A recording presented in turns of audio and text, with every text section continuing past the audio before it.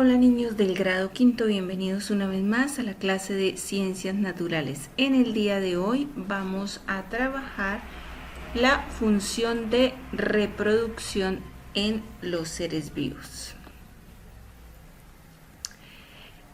La reproducción es la función vital mediante la cual los individuos denominados progenitores dan origen a nuevos organismos llamados descendientes, con características iguales o semejantes a las de su origen, y puede ser sexual o asexual. La reproducción asexual es cuando un solo progenitor da origen a varios individuos idénticos a él, como las bacterias. O la reproducción sexual es cuando dos seres vivos producen organismos con características de ambos, como por ejemplo los perros.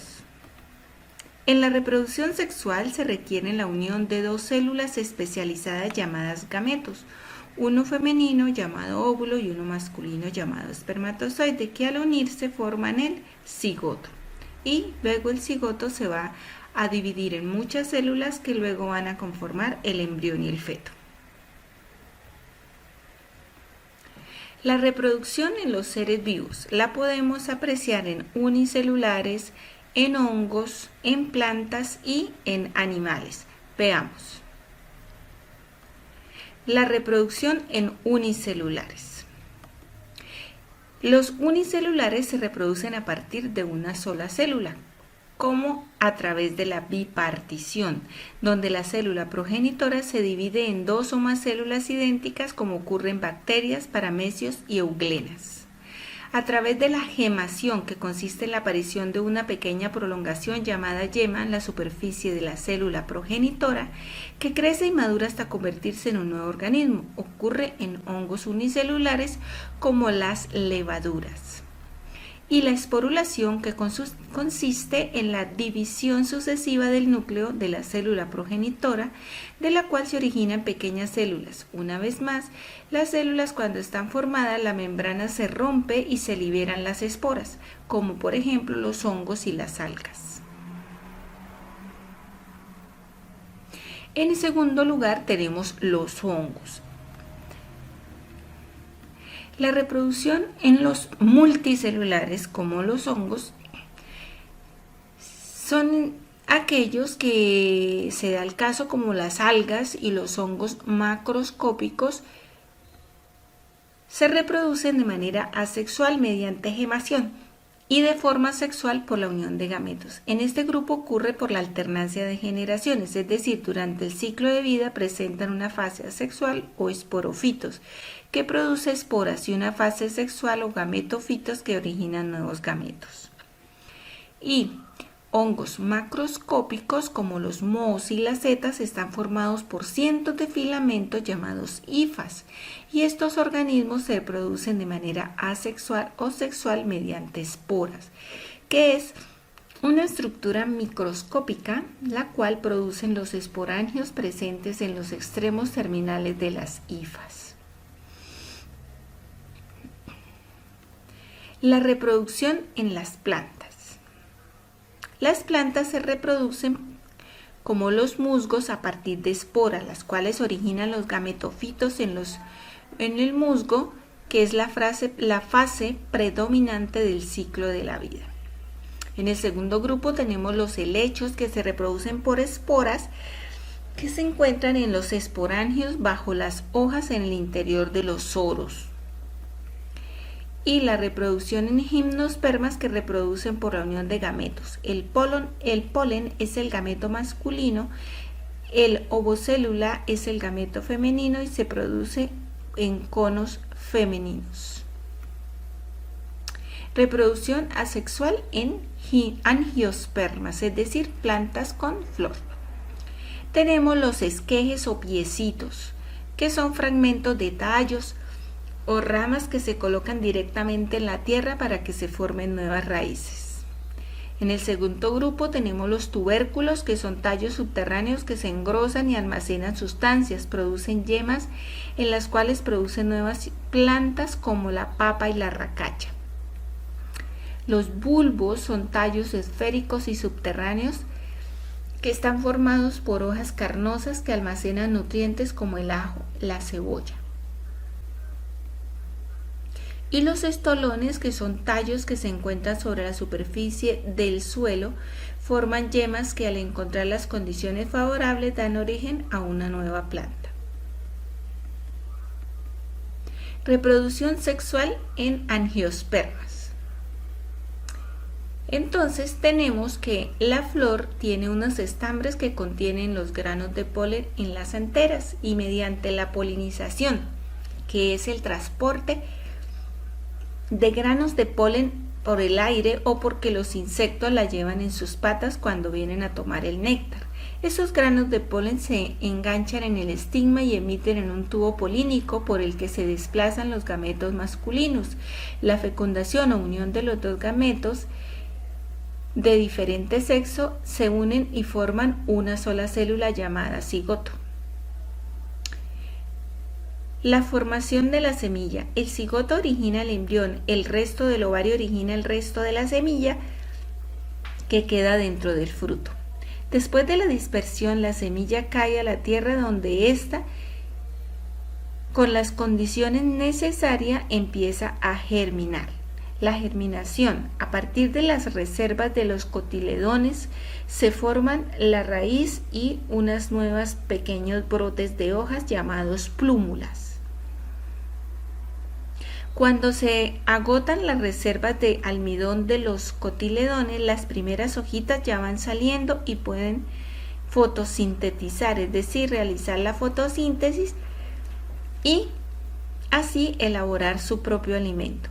La planta ya vive fotosintetizando y los cotiledones secos se caen y así va creciendo una nueva planta. Ahora vamos con la reproducción en animales. Asexualmente los animales se reproducen por gemación, que consiste en la formación de un abultamiento o yema en el cuerpo del animal. La yema puede separarse y originar un nuevo individuo, como por ejemplo vemos en el caso de las hidras. Por regeneración, que es la capacidad que tienen los animales de restaurar completamente estructuras que han sido separadas de su cuerpo o del fragmento donde se origina el nuevo individuo. Esto ocurre en anémonas, planarias y en las estrellas de mar. La partenogénesis es el proceso mediante el cual el óvulo origina un nuevo individuo sin que intervenga el espermatozoide, es decir, que la hembra puede tener descendencia sin la intervención del macho. Este es el caso de las abejas y los pulgones de agua. Reproducción sexual en animales. La reproducción sexual en animales es necesaria que haya la participación de dos individuos de distinto sexo, el macho y la hembra. Cada uno de ellos aporta una o varias células sexuales. Los machos y las hembras desarrollan órganos especializados para la reproducción, las gónadas, que son las glándulas donde se forman los gametos. En los machos, las gónadas son los testículos que producen los gametos masculinos o espermatozoides. Estos gametos generalmente son pequeños y móviles. Y en las hembras, las gónadas son los ovarios que producen los gametos femeninos llamados óvulos, que son más grandes que los espermatozoides. Y al unirse forman el gameto o embrión. Etapas de la reproducción en los animales. La gametogénesis es la generación de células reproductoras o gametos en las gónadas. Luego viene la fecundación, que es la fusión de un óvulo y un espermatozoide que se unen en una única célula llamada cigoto.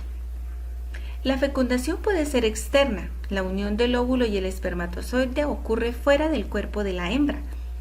Los óvulos son expulsados por el cuerpo de la hembra y posteriormente fecundados por el macho, como por ejemplo peces y algunos anfibios. Es por esto que se clasifican como ovulíparos.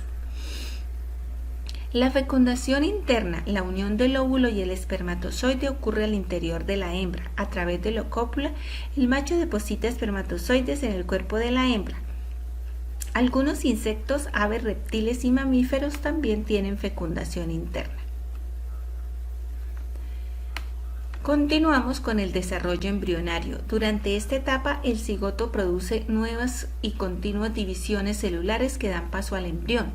Y de acuerdo con este desarrollo del embrión, pueden ser ovíparos, cuando se desarrolla fuera del cuerpo de la madre, en un huevo donde se encuentran sustancias de reserva. Es el caso de peces, anfibios, aves, reptiles.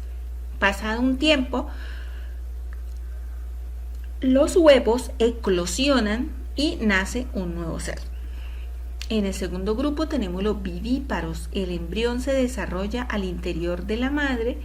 En una mayoría de los mamíferos la cría crece en el abdomen de la madre. En el parto las membranas que lo envuelven se rompen por las contracciones y nace el nuevo organismo. Continuamos con los ovovivíparos. El desarrollo del embrión tiene lugar en el interior de la madre. La cría se mantiene dentro del huevo hasta el momento de la eclosión y el parto, como los tiburones, los ornitorrincos, las rayas y también algunas serpientes. Reproducción y ciclo de vida de los invertebrados. Los invertebrados, como las esponjas, medusas y planarias, se reproducen de forma sexual, sin embargo la mayoría lo hace de forma sexual. Algunos invertebrados cambian drásticamente durante el ciclo de vida, como los insectos que realizan metamorfosis. Acá tenemos la metamorfosis de un gusano cogollero. Y algunos tienen sistema reproductivo masculino y femenino en un mismo individuo y reciben el nombre de hermafroditas, como por ejemplo la hidra, la lombriz de tierra y el caracol. La reproducción y el ciclo de vida de los vertebrados. Todos los animales vertebrados se reproducen sexualmente. Los sexos se encuentran en separado en machos y hembras. Generalmente el aspecto exterior del macho es diferente al de la hembra. El conjunto de diferencias entre los dos se conoce como dimorfismo sexual. En el cuadernito vamos a desarrollar la siguiente actividad. En el primer punto vamos a encontrar unos enunciados a los cuales vamos a colocar la letra F si es falso o V si es verdadero.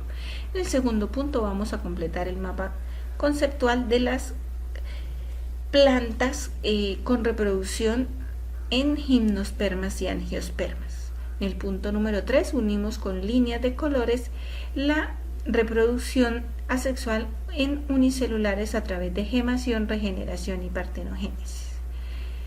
En la reproducción sexual con animales vamos a completar el mapa conceptual.